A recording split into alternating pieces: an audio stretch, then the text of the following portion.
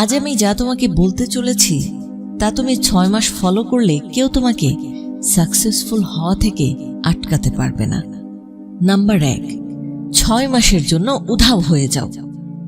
সামনে আসতে চলেছে যে 6 মাস, এই 6 মাসের জন্য তুমি ভুলে যাও তোমার দুনিয়ায় কেউ আছে।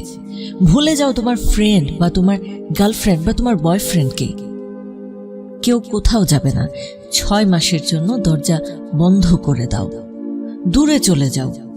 হ্যাঁ, দূরে চলে যাও এসব ডিস্ট্রাকশন থেকে।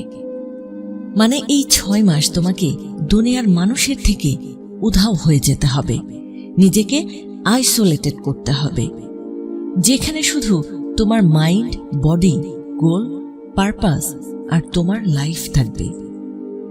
6 মাস এত বেশি সময় নয়। হ্যাঁ, এটা শুনতে হয়তো অনেক বড় লাগছে, কিন্তু এটাও চিন্তা করো যে তুমি যেটা করছো এটা তোমার লাইফের স্বপ্ন পূরণের জন্য করছো। এটার মধ্যে যেই আসুক, যত টাকাওয়ালা, যত পাওয়ারফুলি হোক, মনে করবে তারা ফালতু কথা বলছে। তোমার বন্ধু নিজের মতলবের জন্য তোমাকে কাছে ডাকছে, তাই না বলে দাও। তোমার যাওয়া, তোমার না যাওয়াতে কোনো কিছু আসে যায় না। সব জিনিসের জন্য মানুষকে হ্যাঁ বলা বন্ধ করে দাও। তুমি যত মানুষের সাথে থাকবে তুমি ততই নষ্ট হয়ে যাবে। সব আনওয়ান্টেড গ্রুপ থেকে লিভ নিয়ে নাও।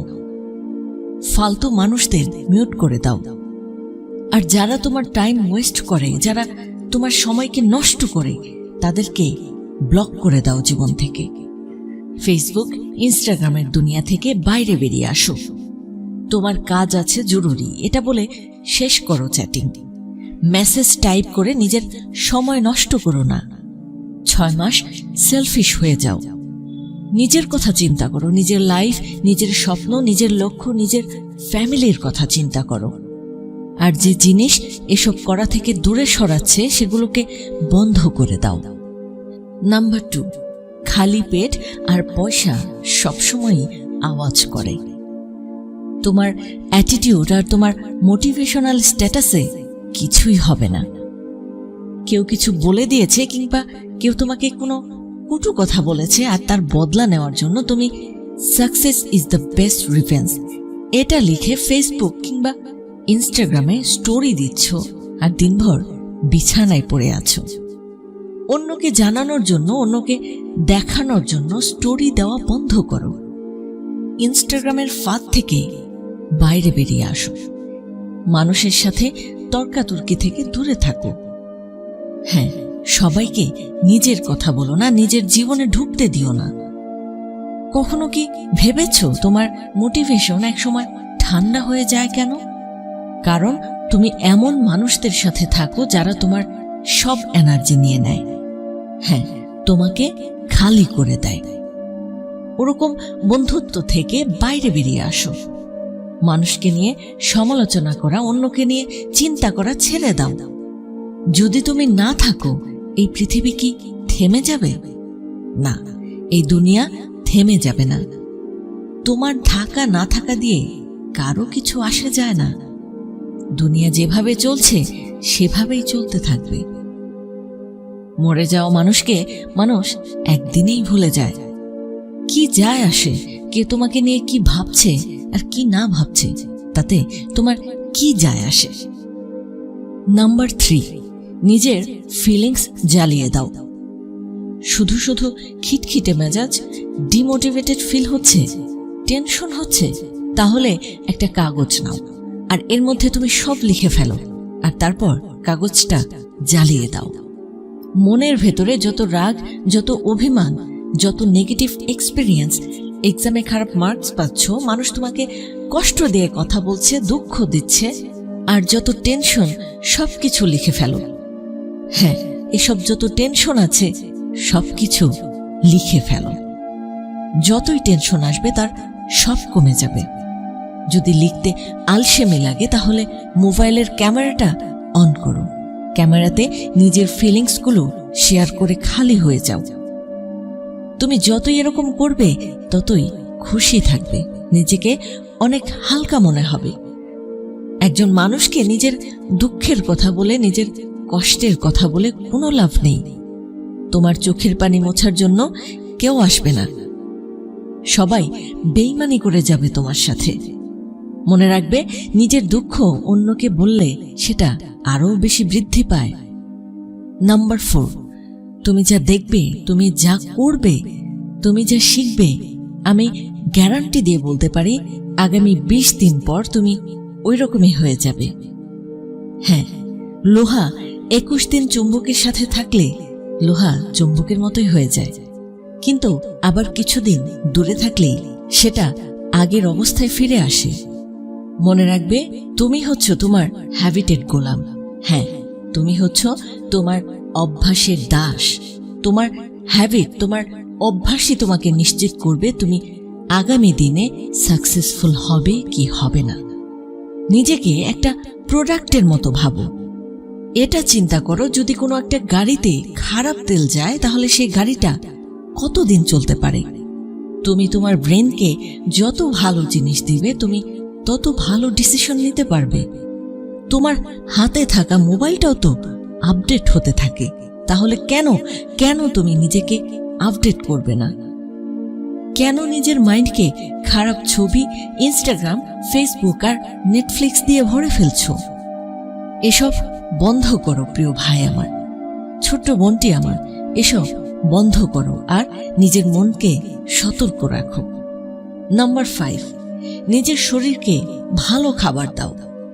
খাবার তোমার বডিকে শুধু আনহেলদি করে না।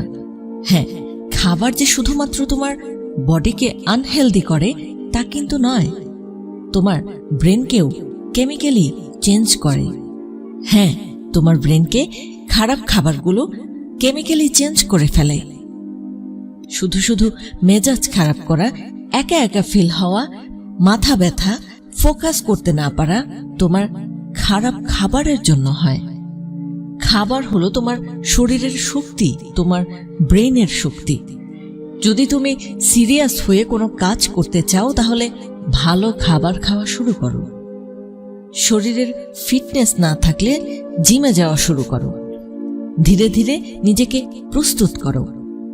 যদি জিমে যাওয়া সম্ভব না হয় তাহলে বাড়িতে, হ্যাঁ বাসায় এক্সারসাইজ শুরু করো। তুমি লাইফে কিছু করতে চাও আর সেটা করার জন্য তোমার এনার্জি থাকতে হবে, হোক সেটা ব্রেইনে কিংবা শরীরে। আর তোমার শরীরে যদি ঠিক না থাকে, নিজেই যদি দুর্বল থাকো, তাহলে ওই কাজ তুমি কিভাবে করবে যেটা তুমি করতে চাও? সামনে আসছে আগামী 6 মাস, যদি তুমি বড় কিছু করতে চাও তাহলে নিজের শরীরকে, নিজের বডিকে ভালো কিছু দাও। হাই এনার্জি মানে হাই কনফিডেন্ট। হ্যাঁ, আর কনফিডেন্ট মানে তুমি নিজেকে মোটিভেটেড ফিল করবে। তোমার মাইন্ড মানে তোমার ভেতরের জেনারেটর ভালো কাজ করবে। যা অ্যাচিভ করতে চাও, যা অর্জন করতে চাও, সেটা তুমি একটা নোট পেপারে লিখে ফেলো।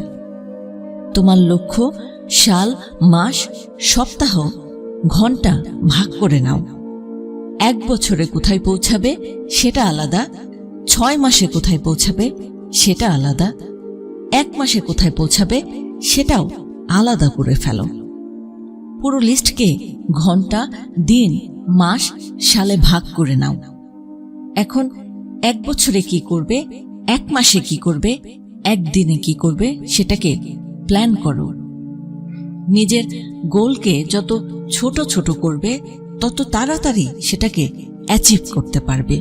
হ্যাঁ, তত তাড়াতাড়ি সেটাকে অর্জন করতে পারবে। আগামী 6 মাস পরিশ্রম করার জন্য নিজের ভেতর থেকে মোটিভেশন আনতে হবে। তোমার উদ্দেশ্য ক্লিয়ার হতে হবে। তুমি সাকসেসফুল কেন হতে চাও?